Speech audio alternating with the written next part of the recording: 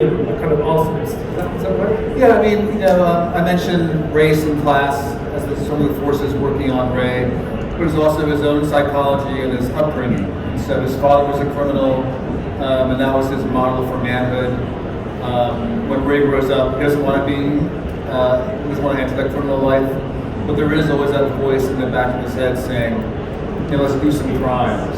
And so, his father's never. Yeah, I mean, I don't overlap with Ray that much, but been on the edge. But I think all of us have that secret self, Yeah. We're one person at work, with our families, with our friends, or we're alone. And definitely Ray definitely has these different sides.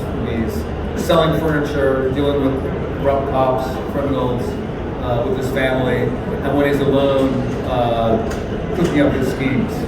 Now, Ray's a very complex character. He's a dark-skinned African-American at a time when there's kind of plutocracy in America. And he's married to someone who's of lighter skin, as part of the middle class. And he wants to move up into the middle class. But in fact, he's despised by his wife's father, Leland. Wife's father, Leland, belongs to the Dumas Club, which is a kind of a privileged club of upwardly mobile African-Americans. And I think we mentioned in the past about the fact that sometimes people outside of that culture don't realise that black people can be prejudiced against other black people. No, I mean, I travel in Europe a lot and have to explain very elementary concepts about race to countries where there are not a lot of black people, and it gets kind of tedious. And so, colorism or prejudice inside.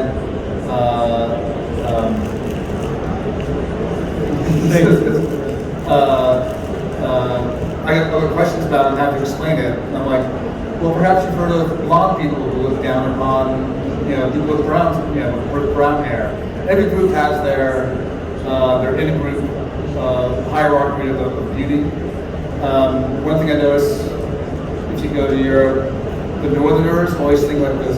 The northern people in the north of the country always think there's people in the south of the country are a little more like simple or savage, like the Bavarians, they work all the time. I don't know. So I think whether it's a race or a religion or a country, we're always, even if we all look alike, we find different ways to categorize each other and make these fake categories. But it means something to Ray, doesn't it? Because he feels belittled by the people of the middle class, black people, and there's a certain edge to him that wants to do them harm. Well, yeah, I mean, the second story in Harlem Shuffle, and there's 3 different stories in each book, is a revenge story. He wants to join a Dumas Club, not because he likes these sort of uptight business people in Harlem, but because it's good for his work. He needs these contacts. He's not as bougie, he's not as prejudiced, he's not as shallow as them, but it's a good move for his business to join a club. And so when he's rejected for being from the streets, for being darker skinned, he gets into his revenge mode, and that's like the engine of the second story.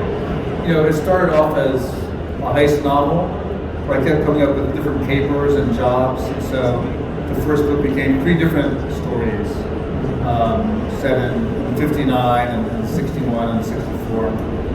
Each one with a different kind of test for Barney.